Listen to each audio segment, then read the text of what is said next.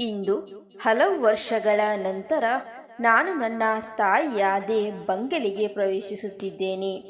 ದೊಡ್ಡ ಧನಿಯ ಮದುವೆಗೂ ನಾವು ಇದೇ ರೀತಿಯಲ್ಲಿ ಬಂದಿದ್ದೆವು. ಇಂದು ನಾನು ಮತ್ತು ಅಮ್ಮ ಚಿಕ್ಕ ದನಿಯವರ ಮದುವೆಗೆ ಬಂದಿದ್ದೆವು. ಬಂಗಲೆ ನೆಂಟರಿಂದ ತುಂಬಿತ್ತು. ಸುತ್ತಲೂ ಗದ್ದಲ. ವಧುವಿನಂತೆ ಅಲಂಕರಿಸಲ್ಪಟ್ಟ ಬಂಗಲೆ ಪ್ರತಿಯೊಂದು ಮೂಲೆಯಿಂದಲೂ ಹೊಳೆಯುತ್ತಿತ್ತು. ಬಹಳಷ್ಟು ಕೆಲಸವಿದ್ದ ಕಾರಣ ತಾಯಿ ನನ್ನನ್ನು ಕರೆದುಕೊಂಡು ಬಂದಿದ್ದರು. ನಾನು ಕೂಡ ಸಂತೋಷದಿಂದ ಅವರೊಂದಿಗೆ ಬಂದಿದ್ದೆ. ಆದರೆ ಈ ಬಾರಿ ಈ ಬಂಗಲೆಯನ್ನು ಪ್ರವೇಶಿಸಿದ ನಂತರ ನನ್ನ ಜೀವನ ಬದಲಾಗುತ್ತೆ ಎಂದು ನನಗೆ ತಿಳಿದಿರಲಿಲ್ಲ. ಆಗ ನಾನು ಕೇವಲ 15 ವರ್ಷ ವಯಸ್ಸಿನ ನಿರಾಂತಕದ ಮುಗ್ಧ ವಯಸ್ಸಿನ ಹುಡುಗಿ. ನಾನು ನನ್ನಷ್ಟಕ್ಕೆ ಒಂದು ಕೋಣೆಯಲ್ಲಿ ಒಂಟಿಯಾಗಿ ಮದರಂಗಿ ತಟ್ಟೆಗಳನ್ನು ಹೂಗಳಿಂದ ಅಲಂಕರಿಸುವಲ್ಲಿ ನಿರತಳಾಗಿದ್ದೆ. ಆಗ ನನಗೆ ಹಿಂದಿನಿಂದ ಯಾರೋ ಬರುತ್ತಿರುವ ಹೆಜ್ಜೆಗಳ ಶಬ್ದ ಕೇಳಿಸಿತು. ನಾನು ಆತಂಕದಿಂದ ನನ್ನ ದುಪಟ್ಟಾವನ್ನು ಸರಿಹೊಂದಿಸಿ ಹಿಂತಿರುಗಿ ನೋಡಿದಾಗ ದೊಡ್ಡ ದನಿ ನನ್ನ ಮುಂದೆ ನಿಂತಿದ್ದರು. ಅವರ ಮುಖ ಗಂಭೀರವಾಗಿತ್ತು. ಅವರ ಕಣ್ಣುಗಳು ನನ್ನನ್ನು ದಿಟ್ಟಿಸಿ ನೋಡುತ್ತಿದ್ದವು. ನಾನು ನಡುಗುತ್ತಾ ನನ್ನ ನೋಟವನ್ನು ತಗ್ಗಿಸಿದೆ. ನಾನು ಭಯದಿಂದ, ಧನಿಗಳೇ, ನಿಮಗೆ ಏನಾದರೂ ಬೇಕಾ ಎಂದು ಕೇಳಿದೆ. ಅವರು, ನೀನು ಯಾರು ಎಂದು ಕೇಳಿದರು. ನಾನು ಮೌನವಾದೆ. ನನಗೆ ಏನು ಹೇಳಬೇಕೆಂದು ತಿಳಿಯಲಿಲ್ಲ. ನಂತರ ನಾನು ಮೆಲ್ಲನೆ, ನಾನು ಈ ಮನೆಯಲ್ಲಿ ಕೆಲಸ ಮಾಡುವ ಹೆಂಗಸಿನ ಮಗಳು ಎಂದು ಹೇಳಿದೆ. ಅವರು, ಯಾವ ಹೆಂಗಸು ಎಂದು ಕೇಳಿದರು. ನಾನು ನನ್ನ ತಾಯಿಯ ಹೆಸರನ್ನು ಸುಜಾತ ಎಂದು ತೆಗೆದುಕೊಂಡೆ. ಅವರು ಕೆಲವು ಕ್ಷಣಗಳು ನನ್ನನ್ನು ದಿಟ್ಟಿಸುತ್ತಲೇ ಇದ್ದರು. ನಂತರ ಇದ್ದಕ್ಕಿದ್ದಂತೆ ಅವರು ನನ್ನ ಕಡೆಗೆ ಹೆಜ್ಜೆ ಹಾಕಿದರು. ನಾನು ಭಯಗೊಂಡೆ ಮತ್ತು ಹಿಂದೆ ಹಿಂದೆ ಸರಿದು ಗೋಡೆಗೆ ಹೊರಗೆ ನಿಂತೆ. ಆದರೆ ಅವರು ಏನೂ ಹೇಳದೆ ಕೋಣೆಯಿಂದ ತಕ್ಷಣ ಹೊರಗೆ ಹೋದರು. ನಾನು ಅಲ್ಲಿ ನಿಂತು ಭಯದಿಂದ ಆಳವಾಗಿ ಉಸಿರಾಡಲು ಪ್ರಾರಂಭಿಸಿದೆ. ಸಂಜೆಯ ಹೊತ್ತಿಗೆ ನನ್ನ ತಾಯಿ ವಾಪಸ್ ಕೋಣೆಗೆ ಬಂದರು. ಅವರ ಮುಖವು ಮಸುಕಾಗಿತ್ತು, ಬೆವರಿನಿಂದ ಒದ್ದೆಯಾಗಿತ್ತು. ಅವರ ಕಣ್ಣುಗಳಲ್ಲಿ ಅಶಾಂತಿ ಸ್ಪಷ್ಟವಾಗಿ ಗೋಚರಿಸುತ್ತಿತ್ತು. ನಾನು ಕೇಳಿದೆ, ಅಮ್ಮ, ಏನಾಯಿತು? ನೀವು ಯಾಕೆ ತುಂಬಾ ನರ್ವಸ್ ಆಗಿದ್ದೀರಾ? ಅವರು ತಕ್ಷಣ, ನೀನು ಇಲ್ಲಿಂದ ಮನೆಗೆ ಹಿಂತಿರುಗು ಎಂದು ಹೇಳಿದರು. ನನಗೆ ಆಶ್ಚರ್ಯವಾಯಿತು.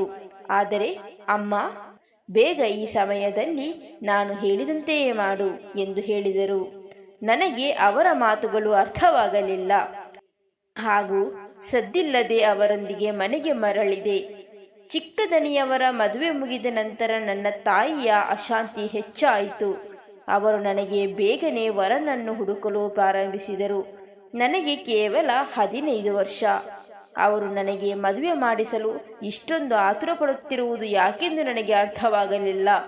ಒಂದು ದಿನ ನಾನು ಮನೆಯಲ್ಲಿ ಒಬ್ಬಂಟಿಯಾಗಿದ್ದಾಗ ಬಾಗಿಲು ತಟ್ಟುವ ಶಬ್ದ ಕೇಳಿಸಿತು. ನಾನು ಬಾಗಿಲು ತೆರೆದಾಗ ದೊಡ್ಡ ದನಿ ವೀರೇಂದ್ರರವರು ನನ್ನ ಮುಂದೆ ನಿಂತಿದ್ದರು. ಇಂದು ಅವರ ಮುಖಭಾವ ಬೇರೆ ರೀತಿಯಾಗಿತ್ತು. ಅವರ ಕಣ್ಣುಗಳಲ್ಲಿ ಆಳವಿತ್ತು. ಅವರು ನೇರವಾಗಿ ಕೇಳಿದರು, ಮನೆಯಲ್ಲಿ ಯಾರಾದರೂ ಇದ್ದಾರೆಯೇ? ನಾನು ತಲೆ ಅಲ್ಲಾಡಿಸಿ, ಇಲ್ಲ, ತಾಯಿ ಹೊರಗೆ ಹೋಗಿದ್ದಾರೆ ಎಂದು ಹೇಳಿದೆ. ಆಗ ಅವರು ಪಕ್ಕಕ್ಕೆ ಸರಿಯಲು ಹೇಳಿದರು. ನಾನು ಆತಂಕದಿಂದ ಕೇಳಿದೆ, ಏನಾದರೂ ಕೆಲಸವಿದೆಯೇ ಧನಿಗಳೇ? ಅವರು ಹೇಳಿದರು, ಹೌದು, ಕೆಲಸವಿದೆ. ನಾವು ಒಳಗೆ ಹೋಗಿ ಮಾತನಾಡೋಣ ಎಂದರು. ನಾನು ಪಕ್ಕಕ್ಕೆ ಸರಿದೆ. ಅವರು ಒಳಗೆ ಬಂದು ಕುರ್ಚಿಯ ಮೇಲೆ ಕುಳಿತರು. ಸ್ವಲ್ಪ ಸಮಯದ ನಂತರ ತಾಯಿ ಹಿಂತಿರುಗಿದರು ಮತ್ತು ಮನೆಯಲ್ಲಿ ದೊಡ್ಡ ದನಿಯವರನ್ನು ನೋಡಿದ ತಕ್ಷಣ ಅವರ ಮುಖ ಕಳೆಗುಂದಿತು. ಅವರು ನನ್ನ ಬಳಿಗೆ ಓಡಿ ಬಂದು ಆತಂಕದಿಂದ ಕೇಳಿದರು, ಅವರು ಏನಾದರೂ ಹೇಳಿದರೆ? ನಾನು ಹೇಳಿದೆ, ಇಲ್ಲ ಅಮ್ಮ, ಅವರು ಸುಮ್ಮನೆ ಕುಳಿತಿದ್ದಾರೆ. ಅಮ್ಮ ಏನೂ ಹೇಳದೆ ನೇರವಾಗಿ ಹೊರಗೆ ದೊಡ್ಡ ದನಿಯವರು ಕೂತಿರುವ ಕಡೆ ಹೋದರು. ನಾನು ನಿಧಾನವಾಗಿ ಬಾಗಿಲಿನ ಹಿಂದೆ ನಿಂತಿದ್ದೆ. ಆಗ ಅವರು ಪರಸ್ಪರ ಮಾತನಾಡಿದ ವಿಷಯ ಕೇಳಿ ನನ್ನ ಆತ್ಮವೇ ನಡುಗಿತು. ದೊಡ್ಡ ಧನಿ ಹೇಳುತ್ತಿದ್ದರು, ನಿನಗೆ ಎಷ್ಟು ಬೇಕಾದರೂ ಹಣ ತೆಗೆದುಕೋ, ಆದರೆ ನನಗೆ ಸ್ವಂತ ಮಗು ಹೊಂದಬೇಕು. ನಿನ್ನ ಮಗಳು ಚೆನ್ನಾಗಿದ್ದಾಳೆ. ನನಗೆ ಉತ್ತರಾಧಿಕಾರಿ ಅವಳಿಂದ ಪಡೆಯಬೇಕು. ನಾನು ಮದುವೆಯಾಗುತ್ತೇನೆ. ಆದರೆ ಮಗುವಾದ ತಕ್ಷಣ ನಾನು ಅವಳನ್ನು ಬಿಟ್ಟು ಬಿಡುತ್ತೇನೆ. ನನ್ನ ಕಣ್ಣುಗಳಿಂದ ಕಣ್ಣೀರು ಹರಿಯಲು ಪ್ರಾರಂಭಿಸಿತು. ನನ್ನ ಅಮ್ಮ ಖಂಡಿತ ಇದನ್ನು ನಿರಾಕರಿಸುತ್ತಾರೆ ಎಂದು ನಾನು ಭಾವಿಸಿದ್ದೆ. ಆದರೆ ಅವರ ಉತ್ತರವನ್ನು ಕೇಳಿದ ತಕ್ಷಣ ನನ್ನ ಕಾಲಿನ ಕೆಳಗೆ ನೆಲಜಾರಿದಂತಾಯಿತು. ಅವರು ನಾಳೆ ಸಂಜೆ ಬನ್ನಿ, ಮದುವೆಯಾಗಿ ಅವಳನ್ನು ನಿಮ್ಮೊಂದಿಗೆ ಕರೆದುಕೊಂಡು ಹೋಗಿ ಎಂದರು. ದೊಡ್ಡ ಧ್ವನಿ ಹೋದ ತಕ್ಷಣ ನಾನು ಅಮ್ಮನ ಮೇಲೆ ಎರಗಿದೆ. ನೀವು ಏನು ಹೇಳುತ್ತಿದ್ದೀರಾ ಅಮ್ಮ? ನನಗೆ 15 ವರ್ಷ. ಅವರು ನನಗಿಂತ 3 ಪಟ್ಟು ಹೆಚ್ಚು ವಯಸ್ಸಿನವರು. ನೀವು ನನ್ನನ್ನು ಅವರಿಗೆ ಅದು ಹೇಗೆ ಒಪ್ಪಿಸುತ್ತೀರಾ? ಆದರೆ ನನ್ನ ಒಂದೇ ಒಂದು ಮಾತನ್ನು ಅಮ್ಮ ಕೇಳಲಿಲ್ಲ. ಮರುದಿನ ಬೆಳಗ್ಗೆ ಅವರು ನನ್ನ ಹತ್ತಿರ ಕೆಂಪು ಸೀರೆಯನ್ನು ಕೊಟ್ಟು ಇದನ್ನು ಉಡು ಎಂದರು. ಇಂದು ನಿನ್ನ ಮದುವೆ. ನೀನು ದೊಡ್ಡ ಮನೆಯ ಸೊಸೆಯಾಗುತ್ತೀಯ. ನೀನು ಅಲ್ಲಿ ರಾಣಿಯಾಗಿ ವಾಸಿಸುತ್ತೀಯ. ನಾನು ಅಳುತ್ತಲೇ ಇದ್ದೆ. ಅಮ್ಮ, ನಾನು ರಾಣಿಯಾಗಲು ಬಯಸುವುದಿಲ್ಲ. ನಾನು ಗುಲಾಮನಾಗಲು ಬಯಸುವುದಿಲ್ಲ. ನಾನು ಯಾರೊಬ್ಬರ 2ನೇ ಹೆಂಡತಿಯಾಗಲು ಬಯಸುವುದಿಲ್ಲ. ಆದರೆ ತಾಯಿಗೆ ನನ್ನ ಕಣ್ಣೀರಿನ ಮೌಲ್ಯ ಅರ್ಥವಾಗಲಿಲ್ಲ. ಸಂಜೆಯಾದ ತಕ್ಷಣ ನನ್ನನ್ನು ಆ ಬಂಗಲೆಗೆ ಕರೆದೊಯ್ಯಲಾಯಿತು. ಎಲ್ಲರೂ ವಿಚಿತ್ರ ಕಣ್ಣುಗಳಿಂದ ನನ್ನನ್ನು ನೋಡುತ್ತಿದ್ದರು. ಆ ಮನೆಯ ದೊಡ್ಡ ಸೊಸೆ ನಾನು. ಅವರ ಸ್ಥಾನಕ್ಕೆ ಬಂದವಳಂತೆ ನನ್ನನ್ನೇ ದಿಟ್ಟಿಸುತ್ತಿದ್ದರು. ಆಗ ದೊಡ್ಡ ಧ್ವನಿ ನನ್ನ ಕೈ ಹಿಡಿದು ಎಲ್ಲರ ಮುಂದೆ ಹೇಳಿದರು, ಅಮ್ಮ, ಮಗುವನ್ನು ಪಡೆದ ನಂತರ ಇವಳನ್ನು ಬಿಟ್ಟು ಬಿಡುತ್ತೇನೆ. ನಾನು ಇವಳನ್ನು ಶಾಶ್ವತವಾಗಿ ನನ್ನೊಂದಿಗೆ ಇಟ್ಟುಕೊಳ್ಳಲು ಬಯಸುವುದಿಲ್ಲ. ನಾನು ಈ ಹುಡುಗಿಯಿಂದ ನನ್ನ ಉತ್ತರಾಧಿಕಾರಿಯನ್ನು ಪಡೆದು ಅವಳನ್ನು ಬಿಟ್ಟು ಬಿಡುತ್ತೇನೆ ಎಂದರು. ದೊಡ್ಡ ಯಜಮಾನಿ ನನ್ನನ್ನು ನೋಡಿ ಹೇಳಿದರು, ನಿನಗೆ ಉತ್ತರಾಧಿಕಾರಿ ಬೇಕಾದರೆ ಯಾವುದಾದರೂ ಗೌರವಾನ್ವಿತ ಕುಟುಂಬದ ಹುಡುಗಿಯನ್ನು ಮದುವೆಯಾಗಬೇಕಿತ್ತು. ಈ ಕೆಲ ಕುಟುಂಬದ ಹುಡುಗಿಯನ್ನು ಮದುವೆಯಾಗುವುದರ ಅಗತ್ಯವಿತ್ತೇ ನಿನಗೆ? ಗೊತ್ತಾ, ನಾನು ಈ ಕೀಳು ಜನರನ್ನ ಎಷ್ಟು ದ್ವೇಷಿಸುತ್ತೇನೆ. ಈ ಹುಡುಗಿ ನಿನ್ನನ್ನು ತನ್ನ ಜಾಲದಲ್ಲಿ ಸಿಲುಕಿಸಿರಬೇಕು. ಅದಕ್ಕಾಗಿಯೇ ನೀನು ಅವಳನ್ನು ಮದುವೆಯಾದೆ. ಅವಳ ತಾಯಿ ಕೂಡ ತುಂಬಾ ಬುದ್ಧಿವಂತ ಮಹಿಳೆ. ನನ್ನ ಮೇಲೆ ಇಲ್ಲಸಲ್ಲದ ಆರೋಪಗಳನ್ನು ಕೇಳಿ ನನ್ನ ದೇಹವು ಬೆಂಕಿಯಲ್ಲಿ ಉರಿದಂತೆ ಆಗುತ್ತಿತ್ತು. ಇಲ್ಲಿಯವರೆಗೆ ಯಾರೂ ಕೂಡ ದೊಡ್ಡ ಯಜಮಾನಿ ಹೇಳಿದಂತೆ ಮಾತುಗಳನ್ನು ನನಗೆ ಹೇಳಿರಲಿಲ್ಲ. ಆದರೂ ನಾನು ಸದ್ದಿಲ್ಲದೆ ಕುಳಿತಿದ್ದೆ. ನಾನು ಏನು ಮಾಡಕ್ಕಾಗುತ್ತೆ? ನನ್ನ ಸ್ವಂತ ತಾಯಿಯೇ ನನ್ನನ್ನು ಈ ನರಕಕ್ಕೆ ತಳ್ಳಿದ್ದರು. ನಾನು ಯಾರ ಹತ್ರ ಏನು ದೂರು ನೀಡಬಲ್ಲೆ?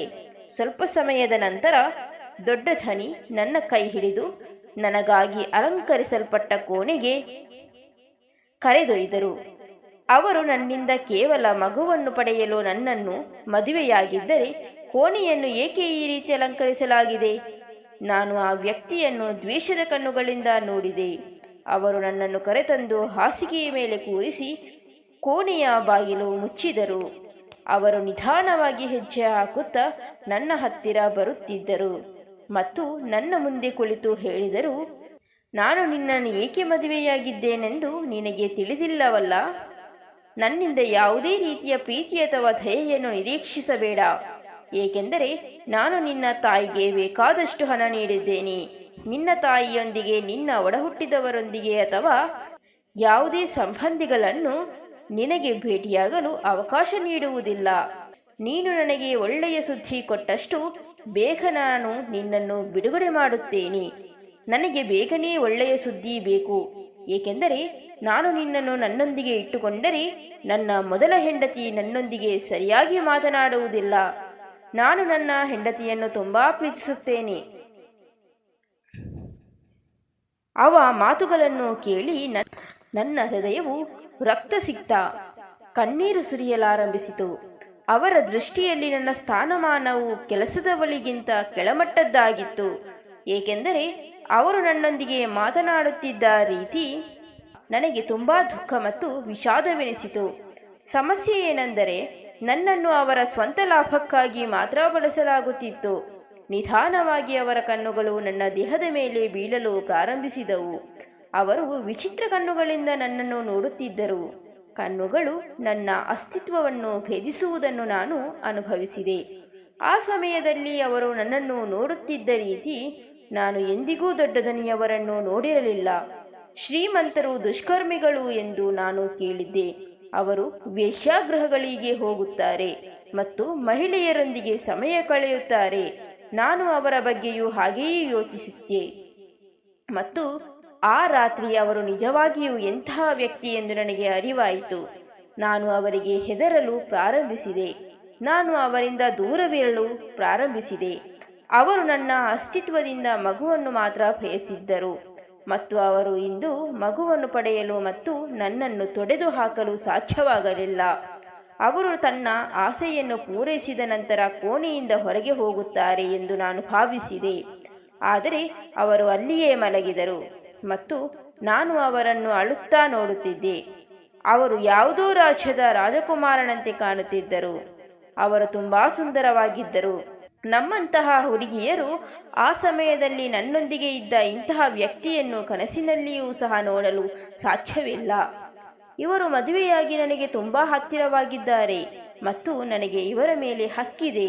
ನಾನು ಅವರನ್ನು ಬಹಳ ಹೊತ್ತಿನಿಂದ ನೋಡುತ್ತಿದ್ದೆ.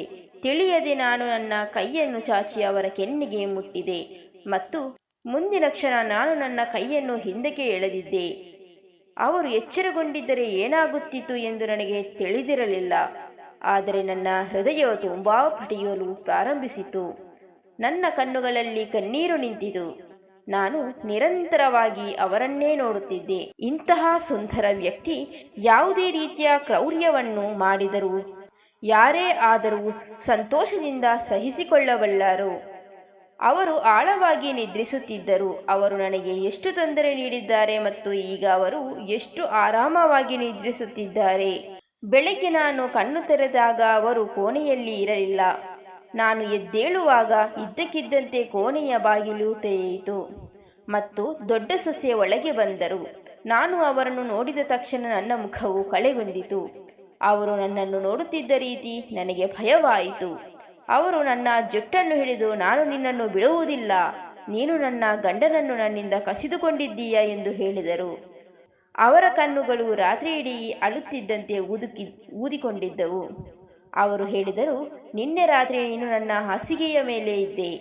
ನೀನು ನನ್ನ ಗಂಡನ ತೋಳುಗಳಲ್ಲಿ ಇದ್ದೆ. ನನ್ನ ಗಂಡನ ಹತ್ತಿರ ಹೋಗಲು ನಿನಗೆ ಎಷ್ಟು ಧೈರ್ಯ?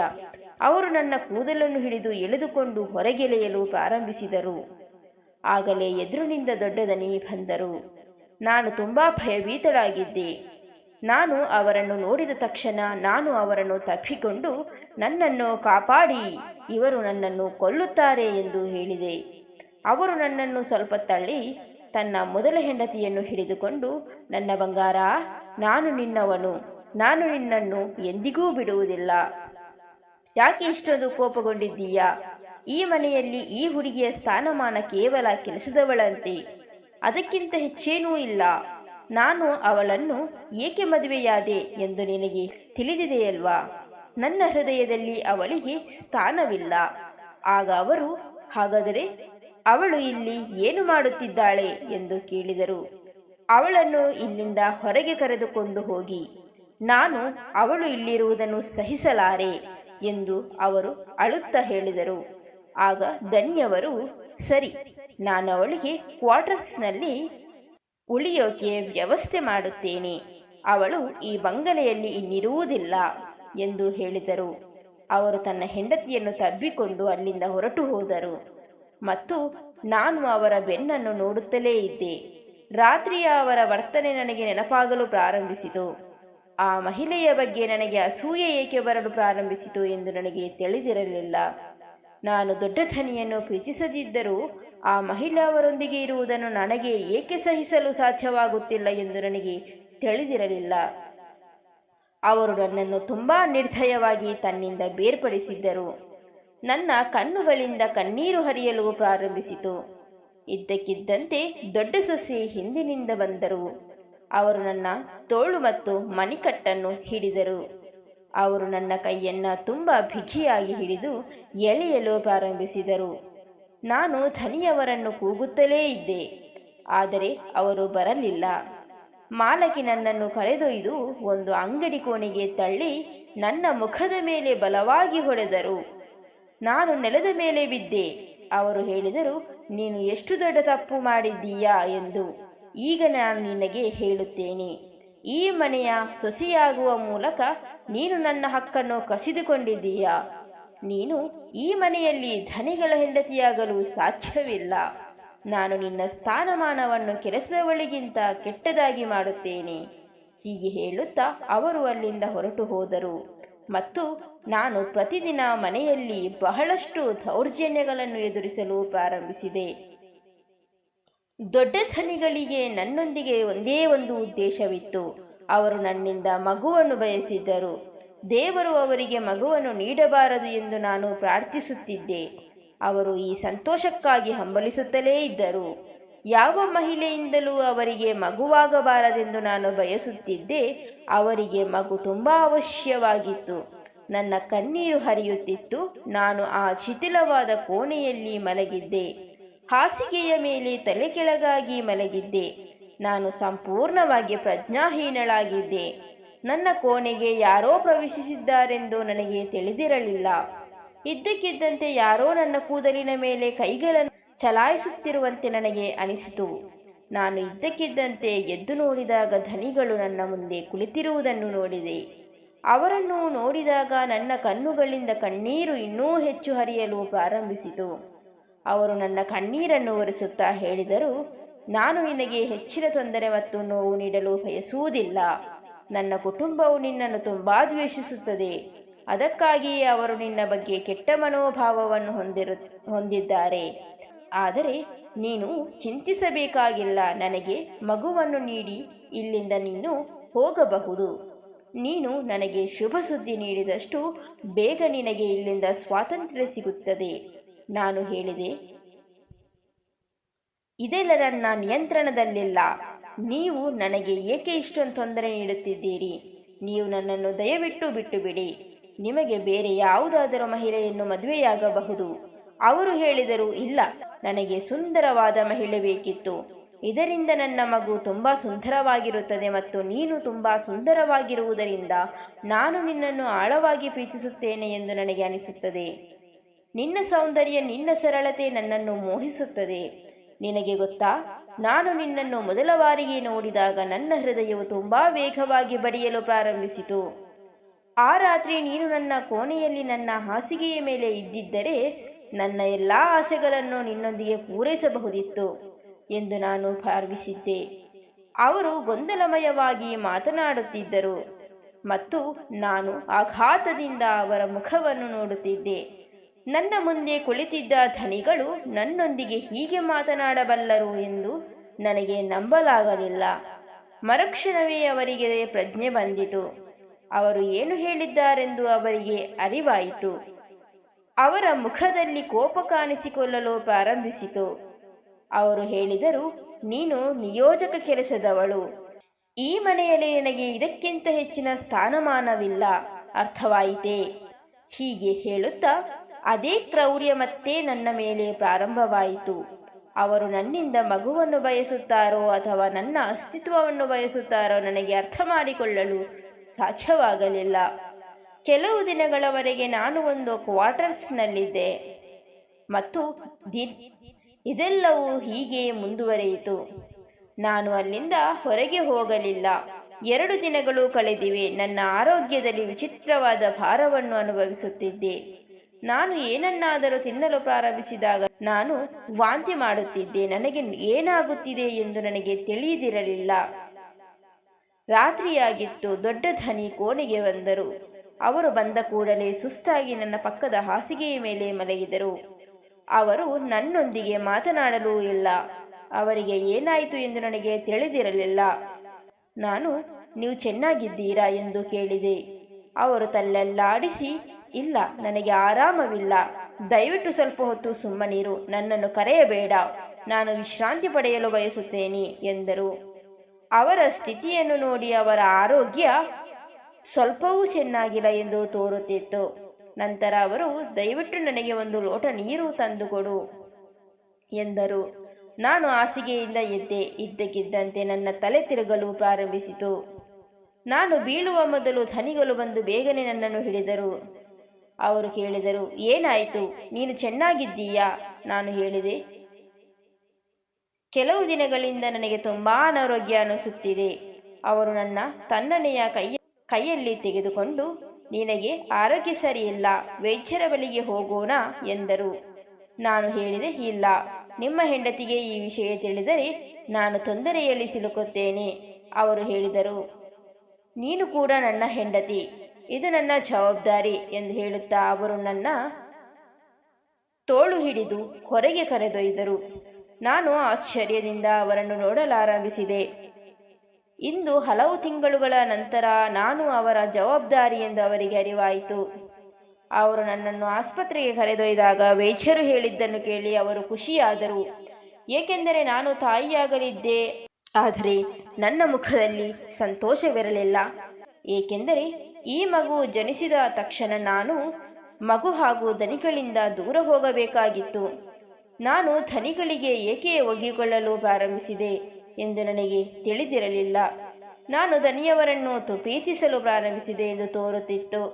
ತುಂಬಾ ಸುಂದರವಾಗಿದ್ದ ನನ್ನ ಗಂಡನನ್ನು ಪ್ರೀತಿಸುವುದು ಬಹುಶಃ ಸಹಜ ವಿಷಯ. ಇದರಿಂದಾಗಿ ನಾನು ಸ್ವಲ್ಪವೂ ಸಂತೋಷವಾಗಿರಲಿಲ್ಲ. ನಾನು ಅವನೊಂದಿಗೆ ಇನ್ನೂ ಕೆಲವು ದಿನ ಇರಲು ನಾನು ಬಯಸುತ್ತಿದ್ದೆ. ಆದರೆ ಇದೆಲ್ಲವೂ ನನ್ನ ನಿಯಂತ್ರಣದಲ್ಲಿರಲಿಲ್ಲ.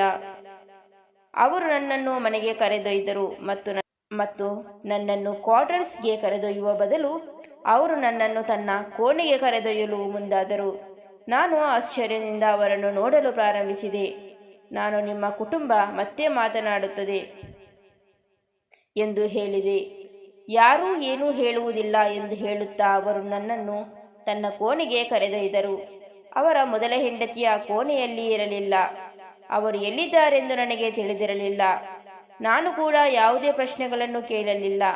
ಅವರು ನನ್ನನ್ನು ಕರೆತಂದು ಹಾಸಿಗೆಯ ಮೇಲೆ ಕೂರಿಸಿ, ನಿನ್ನನ್ನು ನೀನು ತುಂಬ ಚೆನ್ನಾಗಿ ನೋಡಿಕೊ. ನನ್ನ ಮಗುವಿಗೇನಾದರೂ ಸಂಭವಿಸಿದರೆ ನಿನ್ನನ್ನು ಎಂದಿಗೂ ಸುಮ್ಮನೆ ಬಿಡುವುದಿಲ್ಲ. ಈ ಮಗು ನನಗೆ ಎಷ್ಟು ಮುಖ್ಯ ಎಂದು ನಿನಗೆ ತಿಳಿದಿರಬಹುದು. ಅದಕ್ಕಾಗಿಯೇ ಅವನಿಗೆ ಯಾವುದೇ ಹಾನಿಯಾಗಬಾರದು ಎಂದು ನಾನು ಬಯಸುತ್ತೇನೆ. ನಾನು ಅವರ ಕಣ್ಣುಗಳನ್ನು ಮೂಕವಿಸ್ಮಿತಳಾಗಿ ನೋಡುತ್ತಲೇ ಇದ್ದೆ. ಅವರ ಮಾತಿನಲ್ಲಿ ಮಗುವಿನ ಬಗ್ಗೆ ಕಾಳಜಿ ಇತ್ತು, ಆದರೆ ನನಗೆ ಯಾವುದೇ ಪ್ರಾಮುಖ್ಯತೆ ಇರಲಿಲ್ಲ. ಈ ಹುಡುಗಿ ತುಂಬಾ ಚಿಕ್ಕವಳು ಎಂದು ವೈದ್ಯರು ಸ್ಪಷ್ಟವಾಗಿ ಹೇಳಿದ್ದರು. ಅವಳ ಜೀವಕ್ಕೆ ಅಪಾಯ ತರುವುದು ಸರಿಯಲ್ಲ. ನೀನು ಗರ್ಭಪಾತ ಮಾಡಿಸಿಕೊಂಡರೆ ಒಳ್ಳೆಯದು. ಆದರೆ ಅವರು ಒಂದು ಕ್ಷಣವೂ ಯೋಚಿಸದೆ ಹೇಳಿದರು, ಇಲ್ಲ, ಈ ಮಗು ನಮ್ಮ ಹಣೆಬರಹದಲ್ಲಿದೆ. ನಾನು ಅದನ್ನು ಸಂಪೂರ್ಣವಾಗಿ ನೋಡಿಕೊಳ್ಳುತ್ತೇನೆ. ಮರುದಿನ ಮುಂಜಾನೆ ಅವರು ನನ್ನನ್ನು ನಿದ್ರೆಯಿಂದ ಎಬ್ಬಿಸಿದರು. ಪ್ರೀತಿಯಿಂದ ನನ್ನ ಕೂದಲನ್ನು ಹಿಂದಕ್ಕೆ ಸರಿಸಿ, ಎದ್ದೇಳು, ನಾನು ನಿನಗಾಗಿ ಉಪಹಾರ ತಂದಿದ್ದೇನೆ ಎಂದರು.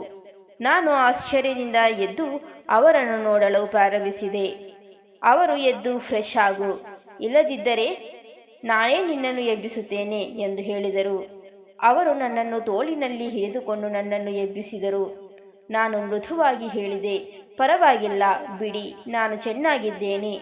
ಅವರು ತಕ್ಷಣ, ಇಲ್ಲ, ನೀನು ಅಷ್ಟು ಆರಾಮವಾಗಿಲ್ಲ ಎಂದರು.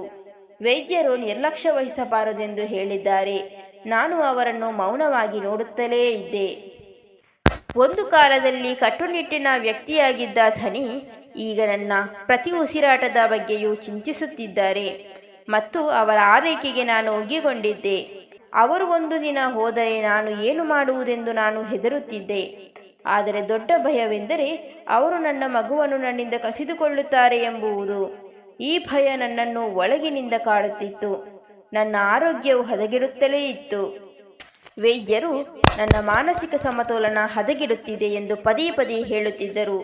ಇದು ಗರ್ಭಧಾರಣೆಯ ಮೇಲೆ ಪರಿಣಾಮ ಬೀರಬಹುದು ಮತ್ತು ಪ್ರತಿ ಬಾರಿ ಅವರು ನನ್ನ ಕಣ್ಣುಗಳನ್ನು ನೋಡಿ ಏನಾಯಿತು ಎಂದು ಕೇಳುತ್ತಿದ್ದರು. ಏನು ವಿಷಯ ಹೇಳಿ, ನಾನು ಎಲ್ಲವನ್ನೂ ಸರಿಪಡಿಸುತ್ತೇನೆ, ಆದರೆ ಈ ರೀತಿ ನಿಮ್ಮನ್ನು ಹಿಂಸಿಸಿಕೊಳ್ಳಬೇಡಿ. ನನ್ನ ಮಗುವು ಬಳಲುತ್ತಿದೆ. ನಾನು ಅವನನ್ನು ನೋಡುತ್ತಲೇ ಇದ್ದೆ. ಆಘಾತ, ದುಃಖ. ತನ್ನ ಮಗುವಿನ ಬಗ್ಗೆ ಮಾತ್ರ ಚಿಂತೆ ಮಾಡುವ ವ್ಯಕ್ತಿಗೆ ನಾನು ಏನು ಹೇಳಲಿ? ನಾನು ಕೂಡ ಒಬ್ಬ ಮಹಿಳೆ, ನಾನು ಒಬ್ಬ ಮನುಷ್ಯ. ಮತ್ತು ತಾಯಿ ತನ್ನ ಮಗುವಿನಿಂದ ಬೇರ್ಪಟ್ಟರೆ ಆಗುವ ಆ ನೋವನ್ನು ನೀವು ಊಹಿಸಬಲ್ಲಿರಾ? ಧನಿಗಳೇ, ನಾನು ಹೇಳದೇ ಅರ್ಥ ಮಾಡಿಕೊಂಡಿದ್ದೀರಾ ಎಂದು ನಾನು ಭಾವಿಸುತ್ತೇನೆ ಎಂದು ಮನದಲ್ಲೇ ಕೊರಗಿದೆ. ಒಂದು ದಿನ ಅವರು ಬಂದು ನನ್ನ ಪಕ್ಕದಲ್ಲಿ ಕುಳಿತರು. ನನ್ನ ಕೈ ಹಿಡಿದುಕೊಂಡು, ನಾನು ಕೆಲವು ದಿನಗಳವರೆಗೆ ಹೊರಗೆ ಹೋಗಬೇಕು, ಈ ಸಮಯದಲ್ಲಿ ನೀನು ನಿನ್ನನ್ನು ಚೆನ್ನಾಗಿ ನೋಡಿಕೊಳ್ಳಬೇಕು ಎಂದು ಹೇಳಿದರು. ನಾನು ಅವರ ಕಣ್ಣುಗಳನ್ನು ನೋಡುತ್ತಲೇ ಇದ್ದೆ ಮತ್ತು ನನ್ನ ಹೃದಯದಲ್ಲಿ ಒಂದೇ ಒಂದು ವಿಷಯವಿತ್ತು: ನಿಮ್ಮ ಮಗು ಸುರಕ್ಷಿತವಾಗಿರುತ್ತದೆ, ನಾನು ಅವನನ್ನು ರಕ್ಷಿಸುತ್ತೇನೆ. ಅವರು ನನ್ನ ಕೈಯನ್ನು ಲಘುವಾಗಿ ಮುತ್ತಿಟ್ಟರು. ನನ್ನ ಹೃದಯ ವೇಗವಾಗಿ ಬಡಿಯಲು ಪ್ರಾರಂಭಿಸಿತು. ಪ್ರತಿ ಬಡಿತವೂ ಅವರ ಪ್ರೀತಿಗಾಗಿ ಬೇಡಿಕೊಳ್ಳುತ್ತಿದ್ದಂತೆ ನಾನು ಧೈರ್ಯ ತಂದುಕೊಂಡೆ. ಧನಿಗಳೇ, ನನ್ನ ಮಾತು ನಿಂತು ಹೋಯಿತು, ಆದರೆ ನೀನು ಏನು ಹೇಳಲು ಬಯಸುತ್ತೀ ಎಂದು ಅವರು ಕೇಳಿದರು. ನಾನು ತಲೆ ಅಲ್ಲಾಡಿಸಿದೆ. ನನ್ನ ಹೃದಯವನ್ನು ಹೊರತುಪಡಿಸಿ ಏನೋ ಒಳಗಿನಿಂದ ಕಿರುಚಿತು. ನನಗೆ ಬೇಕಾದುದನ್ನು ನೀವು ಎಂದಿಗೂ ನೀಡಲು ಸಾಧ್ಯವಿಲ್ಲ. ನೀನು ಏನು ಕೇಳಿದರೂ ಅದು ನಿನಗೆ ಸಿಗುತ್ತದೆ ಎಂದು ಅವರು ಹೇಳಿದರು. ನನಗೆ ಹೇಳಲು ಬಹಳಷ್ಟು ಇದೆ ಎಂದು ಹೇಳಿ ನಾನು ಮುಗುಳ್ನಕ್ಕಿದೆ. ಅವರಿಗೆ ತಪ್ಪು ತಿಳುವಳಿಕೆ ಇತ್ತು. ನಾನು ಸಂಪತ್ತನ್ನು ಕೇಳುತ್ತೇನೆ ಎಂದು ಅವರು ಭಾವಿಸಿದರು. ಆದರೆ ನನಗೆ ಬೇಕಾಗಿರುವ ಅವರ ಪ್ರೀತಿಯನ್ನು ಎಂದಿಗೂ ನೀಡಿರಲಿಲ್ಲ ಅಥವಾ ಅರ್ಥ ಮಾಡಿಕೊಳ್ಳಲಾಗಲಿಲ್ಲ. ನಾನು ಅವರನ್ನು ಅಪಾರವಾಗಿ ಪ್ರೀತಿಸಲು ಪ್ರಾರಂಭಿಸಿದೆ. ನಂತರ ಅವರು ನನ್ನನ್ನು ತಬ್ಬಿಕೊಂಡು ಹೇಳಿದರು, ನಾನು ನಿನ್ನನ್ನು ತುಂಬ ಮಿಸ್ ಮಾಡಿಕೊಳ್ಳುತ್ತೇನೆ, ನೀನಿಲ್ಲದೆ ಏನೋ ಅಪೂರ್ಣವೆನಿಸುತ್ತದೆ. ಆಗ ನಾನು ದಿಗ್ಭ್ರಮೆಗೊಂಡು ಕೇವಲ ಅವಶ್ಯಕತೆ ಇದ್ದವಳು ಎಂದು ಒಮ್ಮೆ ಹೇಳಿದ ವ್ಯಕ್ತಿಯೇ ಇವರು. ಹಾಗಾದರೆ ಇದು ಯಾವ ರೀತಿಯ ಸಂಬಂಧ? ಪ್ರೀತಿ ಅಥವಾ ಪ್ರೀತಿಯ ನೆಪವೇ? ನಾನು ಅವರನ್ನು ಬಿಗಿಯಾಗಿ ತಬ್ಬಿಕೊಂಡು ನಿದ್ರೆಗೆ ಜಾರಿದೆ. ಬೆಳಗ್ಗೆ ಎದ್ದಾಗ ಅವರು ಹೊರಟು ಹೋಗಿದ್ದರು. ಕೋಣೆಯಲ್ಲಿ ಮೌನವಿತ್ತು. ಉಪಹಾರವೂ ಇರಲಿಲ್ಲ. ಹಸಿವಿನಿಂದ ಬೇಸತ್ತ ನಾನು ಕೆಳಗೆ ಬಂದೆ. ಮೆಟ್ಟಿಲುಗಳ ಕೆಳಗೆ ಬರುವಾಗ ನಾನು ಇದ್ದಕ್ಕಿದ್ದಂತೆ ಜಾರಿದೆ. ಬಹುಶಃ ಯಾರಾದರೂ ನನ್ನ ಮೇಲೆ ನೀರು ಚೆಲ್ಲಿರಬಹುದು. ನನಗೆ ತುಂಬಾ ನೋವಾಯಿತು. ನನ್ನ ಕಿರುಚಾಟ ಇಡೀ ಮನೆಯಲ್ಲಿ ಪ್ರತಿಧ್ವನಿಸಿತು. ಆದರೆ ಯಾರೂ ಬರಲಿಲ್ಲ, ಯಾರೂ ನನ್ನನ್ನು ನೋಡಲಿಲ್ಲ, ಯಾರೂ ನನ್ನನ್ನು ಎತ್ತಿಕೊಳ್ಳಲಿಲ್ಲ. ನಾನು ಎಷ್ಟು ಹೊತ್ತು ಅಲ್ಲಿ ಮಲಗಿದ್ದೆ ಎಂದು ನನಗೆ ತಿಳಿದಿರಲಿಲ್ಲ. ನನಗೆ ಪ್ರಜ್ಞೆ ಬಂದಾಗ ನಾನು ಆಸ್ಪತ್ರೆಯಲ್ಲಿದ್ದೆ ಮತ್ತು ಧನಿಗಳು ನನ್ನ ಪಕ್ಕದಲ್ಲಿ ಕುಳಿತಿರುವುದನ್ನು ನೋಡಿದೆ. ಅವರ ಮುಖ ದಣಿದಿತ್ತು, ಕಣ್ಣುಗಳು ಊದಿಕೊಂಡಿದ್ದವು. ನಾನು ಗಾಬರಿಯಿಂದ ನನ್ನ ಕೈಯನ್ನು ನನ್ನ ಹೊಟ್ಟೆಯ ಕಡೆಗೆ ತೆಗೆದುಕೊಂಡು ನಡುಗುವ ಧ್ವನಿಯಲ್ಲಿ ಕೇಳಿದೆ, ನನ್ನ ಮಗು. ಅವರು ನನ್ನನ್ನು ಬಿಗಿಯಾಗಿ ತಬ್ಬಿಕೊಂಡು ಮುರಿದ ಧ್ವನಿಯಲ್ಲಿ ಹೇಳಿದರು, ಬಹುಶಃ ದೇವರಿಗೆ ಬೇರೆ ಏನಾದರೂ ಇಚ್ಛೆ ಇರಬಹುದು. ಮಗು ಇನ್ನೂ ನಮ್ಮ ನಡುವೆ ಇಲ್ಲ. ನಾನು ಅಳಲು ಪ್ರಾರಂಭಿಸಿದೆ. ಇಲ್ಲ ಧನಿಗಳೇ, ಇದು ಸಂಭವಿಸಲು ಸಾಧ್ಯವಿಲ್ಲ. ಅವನು ನನ್ನೊಳಗೆ ಬೆಳೆಯುತ್ತಿರುವುದನ್ನು ನಾನು ಅನುಭವಿಸಿದ್ದೇನೆ. ಅವನು ನನ್ನ ಒಂದು ಭಾಗ, ಅವನು ನನ್ನ ಆತ್ಮ. ಧನಿಗಳೇ, ನನಗೆ ನನ್ನ ಮಗು ಬೇಕು. ನನಗೆ ಏನೂ ಗೊತ್ತಿಲ್ಲ, ನನಗೆ ನನ್ನ ಮಗು ಬೇಕು ಅಷ್ಟೇ. ನಾನು ಅಳುತ್ತಲೇ ಇದ್ದೆ. ಅದು ನನ್ನ ಮಾತುಗಳು ಮಾತ್ರವಾಗಿರಲಿಲ್ಲ, ಒಡೆದು ಹೋದ ತಾಯಿಯ ಕೂಗಾಗಿತ್ತು. ಅವರು ನನ್ನನ್ನು ತಮ್ಮ ಬಲವಾದ ತೋಳುಗಳಿಗೆ ಬಾಚಿ ತುಂಬ ಆಳವಾದ ಧ್ವನಿಯಲ್ಲಿ ಹೇಳಿದರು, ನಿನಗೆ ಇಷ್ಟೆಲ್ಲ ಮಾಡಿದವರು ಯಾರೇ ಆಗಿರಲಿ, ನಾನು ಅವರನ್ನು ಎಂದಿಗೂ ಬಿಡುವುದಿಲ್ಲ. ಪ್ರತಿಯೊಂದು ದೌರ್ಜನ್ಯಕ್ಕೂ ನಾನು ಸೇಡು ತೀರಿಸಿಕೊಳ್ಳುತ್ತೇನೆ. ನಾನು ಅವರ ಕಣ್ಣುಗಳನ್ನು ನೋಡಿ ಹೇಳಿದೆ, ನನಗೆ ಗೊತ್ತು ಧನಿಗಳೇ, ನೀವು ಈಗ ನನ್ನನ್ನು ಬಿಟ್ಟು ಹೋಗುತ್ತೀರಿ. ನೀವು ನನ್ನನ್ನು ಕೇವಲ ಮಗುವಿಗಾಗಿ ಮದುವೆಯಾದಿರಿ ಮತ್ತು ನಾನು ಅದನ್ನು ನಿಮಗೆ ನೀಡಲು ಸಾಧ್ಯವಾಗಿಲ್ಲ. ಇಲ್ಲ, ನಾನು ನಿನ್ನನ್ನು ಪ್ರೀತಿಸಲು ಪ್ರಾರಂಭಿಸಿದ್ದೇನೆ. ನಾನು ಈಗ ನಿನ್ನಿಂದ ದೂರ ಹೋಗಲು ಬಯಸುವುದಿಲ್ಲ. ಧನಿ ನನ್ನ ಗಲ್ಲವನ್ನು ಹಿಡಿದು ನನ್ನ ಕಣ್ಣುಗಳನ್ನು ನೋಡಿ ಹೇಳಿದರು, ಕೆಲವು ದಿನಗಳಿಂದ ನಾನು ನಿನ್ನನ್ನು ತುಂಬ ಪ್ರೀತಿಸುತ್ತಿದ್ದೇನೆ. ನನ್ನ ಸ್ವಂತ ಹಠಮಾರಿತನ, ನನ್ನ ಅಹಂಕಾರ ಮಾತ್ರ ಅಡ್ಡ ಬರುತ್ತಿತ್ತು ಎಂದು ನಿನಗೆ ಅರ್ಥವಾಗಿರಲಿಲ್ಲವೇ? ಆದರೆ ಇಂದು ನಾನು ಅದನ್ನೂ ಕಲಿಸಿದ್ದೇನೆ. ಅವರು ಆಳವಾದ ಉಸಿರನ್ನು ತೆಗೆದುಕೊಂಡು ಹೇಳಿದರು, ನಾನು ನಿನ್ನನ್ನು ತುಂಬ ಪ್ರೀತಿಸುತ್ತೇನೆ ಎಂದು ನಾನು ಒಪ್ಪಿಕೊಳ್ಳುತ್ತೇನೆ. ನನ್ನ ಮೊದಲ ಹೆಂಡತಿ ನನಗೆ ಯೋಗ್ಯಳಲ್ಲ ಎಂದು ನಾನು ಬಹಳ ಹಿಂದೆಯೇ ಅರ್ಥ ಮಾಡಿಕೊಳ್ಳಬೇಕಿತ್ತು. ಆದರೂ ನಾನು ಅವಳನ್ನು ಹೃದಯದಿಂದ ಪ್ರೀತಿಸುತ್ತಲೇ ಇದ್ದೆ. ಆದರೆ ಅವಳು ನಿನ್ನನ್ನು ಕೊಲ್ಲಲು ಪ್ರಯತ್ನಿಸಿದಾಗ, ನನ್ನ ಮಗುವಿನ ಜೀವವನ್ನು ತೆಗೆದುಕೊಂಡಾಗ ನೀನು ನನ್ನ ನಿಜವಾದ ಪ್ರಪಂಚ ಎಂದು ನಾನು ಅರಿತುಕೊಂಡೆ. ಅವರ ಧ್ವನಿ ನಡುಗುತ್ತಿತ್ತು. ಅವರು ಹೇಳಿದರು, ನಾನು ಅವಳನ್ನು ಶಾಶ್ವತವಾಗಿ ತೊರೆದಿದ್ದೇನೆ. ಈಗ ನನಗೆ ಎಲ್ಲವೂ ನೀನೇ. ನೀನು ನನ್ನ ಜೀವನ, ನೀನೇ ನನ್ನ ಪ್ರೀತಿ. ಹೀಗೆ ಹೇಳುತ್ತಾ ಧನಿಗಳು ನನ್ನನ್ನು ಮತ್ತೆ ತನ್ನ ತೋಳುಗಳಲ್ಲಿ ತೆಗೆದುಕೊಂಡರು. ಅವರು ನನ್ನ ತಲೆಯನ್ನು ಅವರ ಎದೆಯ ಮೇಲೆ ಇಟ್ಟರು ಮತ್ತು ಮೊದಲ ಬಾರಿಗೆ ನಾನು ಕೇವಲ ಬಳಕೆಯ ಹೆಣ್ಣಲ್ಲ, ಬದಲಾಗಿ ಇನ್ನೊಬ್ಬರ ಪ್ರೀತಿ ಮತ್ತು ಇನ್ನೊಬ್ಬರ ಜೀವನವೆಂದು. ಸ್ನೇಹಿತರೆ, ಈ ಕಥೆ ನಿಮಗೆ ಇಷ್ಟವಾಗಿದ್ದಲ್ಲಿ ಲೈಕ್ ಕೊಡಿ, ಶೇರ್ ಮಾಡಿ, ಸಬ್ಸ್ಕ್ರೈಬ್ ಮಾಡಿ. Thank you for watching.